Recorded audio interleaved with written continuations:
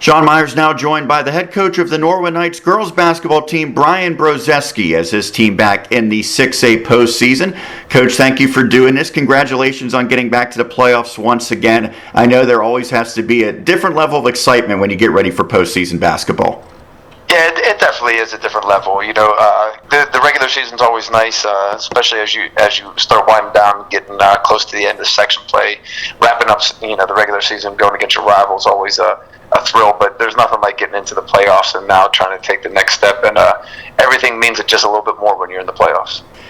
Your team's record 15-6. There were certainly a lot of highs, including the victory against North Allegheny, a pretty decisive win against the Tigers at home that snapped a long winning streak that they had. When you think back to that game, does that prove that you can play with and beat any team in the entire WPIAL? You know what? I think in the game of sports, a lot of times that's true in the fact that, you know, if you're having one of the nights where your team's playing towards the top of their game and you happen to catch another team that's having maybe not their best night, you know, any team can win against anybody. And so, you got to go into every competitive environment thinking that you have a chance to win. And I'm sure that those are moments that we want to go ahead and call and reflect upon. So that way when we step into the competitive environment, we're ready to compete, give it our best, and hopefully come out on top. But you certainly see that there's room for improvement as well with the end of the regular season, a couple of losses against a very good Penn Trafford team and then just an outstanding Blackhawk team that I'm guessing gave you a pretty nice little preparation for the postseason. What did your team take from those two setbacks? You know, yeah, you never like coming out on the wrong side of the scoreboard, but what's nice is those are quality opponents that help you identify areas that you do need to focus on, because, you know, if you go in and you think that, you know, your team doesn't really have any weaknesses or like that, then obviously you're not looking hard enough, because everybody does. And so, you know, it's nice for us now to go ahead and be able to identify some things that we want to try to ratify and turn some of our weaknesses into our strengths, and at the same time continue to maintain our strengths and keep those to be strengths for us. And so that's why you play tough competition and have quality opponents, because sometimes you can go through a season and maybe have some camouflage to, you know, some areas where you think maybe you have some capabilities, but when it comes down to it against tough competition, some areas get exposed that maybe you didn't see beforehand. When you get to the playoffs, and especially when you get to those key stretches, late game scenarios, I think most coaches like having some seniors they can rely upon who've been there before. You have a pretty good senior group. Talk about them. Yeah, experience is the best tool of you know, teaching anyone, and so, you know, it's real nice to be able to go ahead and call upon past games.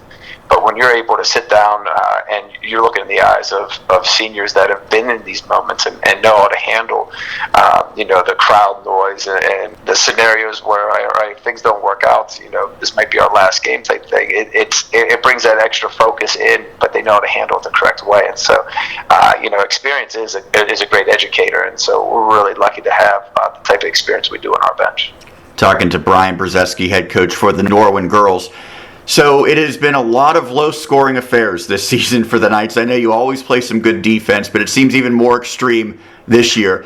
Is that something that you embrace? Do you like those low-scoring games? Is that something that can favor you going forward? You know what? It just makes you, you know, cherish every possession, and that's pretty much what playoff basketball is like. You know, rarely in the playoffs are you going to see the games be in the 70s and 60 area. You're going to be probably living in, you know, the 40 area. Being able to defend and force opponents into tough, difficult shots, that's going to be a key part. And then also being able to cherish your possessions. You know, teams like we said are going to be prepared for different types of ways that you like to attack. So you're going to have to make sure that you limit how many turnovers you have and get a quality look on every possession, because you just never know when that night's going to be where you're going to have to rely on your defense, because maybe you're not shooting the ball as well. And so the more that you can focus on having that a staple, and I think there's a little bit more consistency on the defensive side than on the offensive side. Looking at the 6A bracket, it looks a little unusual because there's 9 teams, which means that 7 teams get byes, but really it's more or less an 8-team bracket with a play-in game. So you get the number 4 seed, you'll go against number 5 Bethel Park next week. What was your reaction to how the seeding played out in this field?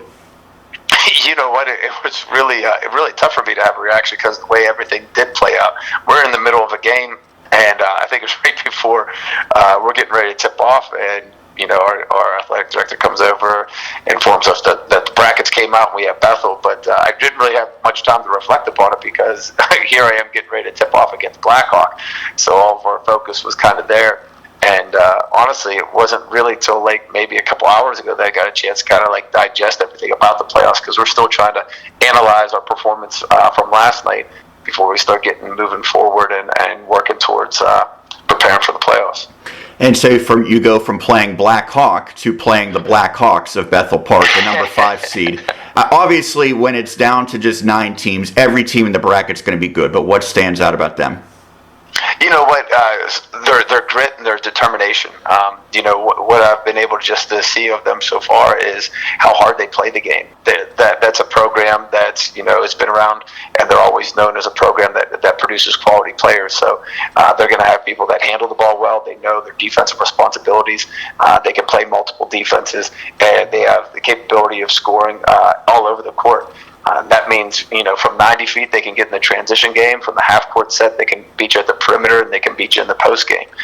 So it definitely makes it a difficult opponent to prepare for, because they don't necessarily have a weakness.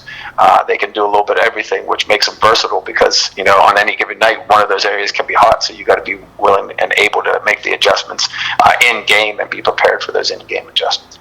Brian, thank you so much for doing this. Congratulations on getting back to the postseason. Good luck against Bethel Park.